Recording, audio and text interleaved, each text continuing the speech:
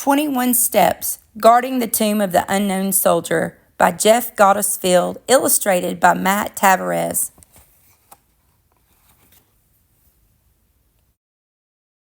I am an unknown. I am one of many.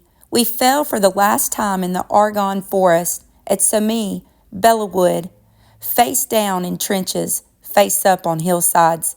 We fell 1,000 ways.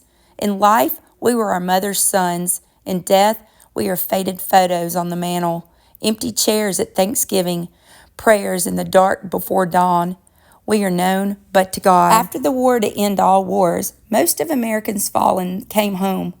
Their families could place flowers on their graves and pebbles on their headstones, but combat's foul fury left others nameless and faceless. There was no way for loved ones to claim us, no place for our nation to honor our sacrifice. In 1921, one unknown returned to stand for all. I was transported by the Navy to Washington and laid in state in the Capitol, where an army of mourners filed past my casket. Many were families whose sons died nameless and faceless.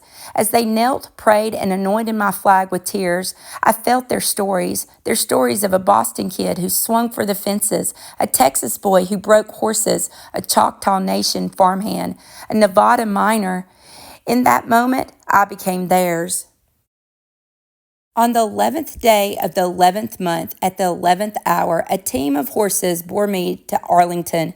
Thousands packed the amphitheater. There were speeches, taps, and a 21-gun salute when I was laid to rest. As the day lengthened, those for whom I died lingered and drifted on to the rolled waters of loss. I gave them peace. People, though, forget easily. My tomb stands on a hill crest. It did not take long for visitors to come for the view and not the meaning. Some brought picnics, feasting galleys above my bones. Volunteers put a stop to that desecration. But as the plaza emptied in the gloaming, I lay alone with my war. Mustard gas and barbed wire, bayonet charges, and names unanswered at roll call. Late one half-moon night, I heard footsteps. The sharp click of heels. Silence. Another click. More silence. 21 footsteps. Click. 21 seconds of silence. Click. 21 seconds of silence. 21 more steps. With each step, my war was over. From that moment, I never have been alone again. No matter the hour or the weather, a sentinel guards the plaza. It is the most difficult post to earn in the Army. Many fail for each one chosen. Those granted the privilege may walk the mat for 2 years. Everything they do honors the unknown fallen. They press their creases sharp as a razor, rim their trousers so they lie just right, singe loose threads from their jacket top stitching, space their medals down to 1/64th of an inch, practice keeping their forearms at 90 degrees, recount pages of cemetery history, set their hat brims 2 fingers above their eyes, dampen their gloves to better grip their rifles, march so their heads stay ever level, add metal to their heels for the sharpest clicks, polish their spits for hours every day. The tomb guards are men and women of every race, religion, and creed. Before joining the Army, they were students, mechanics, supermarket baggers. They have names, families, and stories. Once on the mat, they are only Americans. Their standard is perfection.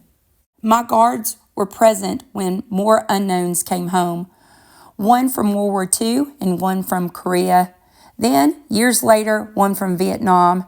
They laid and stayed in the Capitol as I did, where an army of mourners filed past the caskets. Many were families whose sons died nameless and faceless. Mothers, fathers, sisters, and brothers knelt, prayed, and anointed the flag with tears. Their stories were different and the same. In time, though, the wonder of science, the Vietnam unknown, was named and returned to his family. His crypt is now empty. We who remain are never alone. Our guards keep faith. There is admiration in their pant crease, duty in their hems, focus in their top stitching, gratitude between the medals, reverence in the angle of their rifles, discipline in their learning, respect in their hat brims, fidelity in their gloves, appreciation in their step, devotion in their heel clicks, and love in their gleaming spits. I am an unknown. I am one of many. From Bunker Hill to Heartbreak Ridge, we gave all we had for our country and freedom.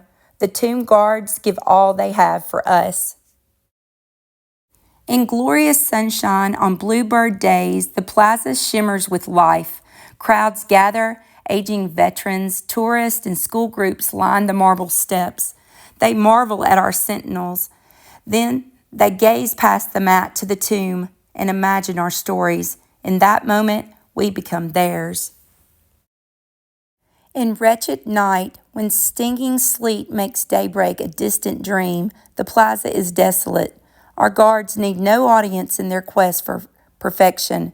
As they walk the mat, they listen for our voices on the howling wind. In snow, in rain, on days the birds don't dare to sing, 21, 21, 21.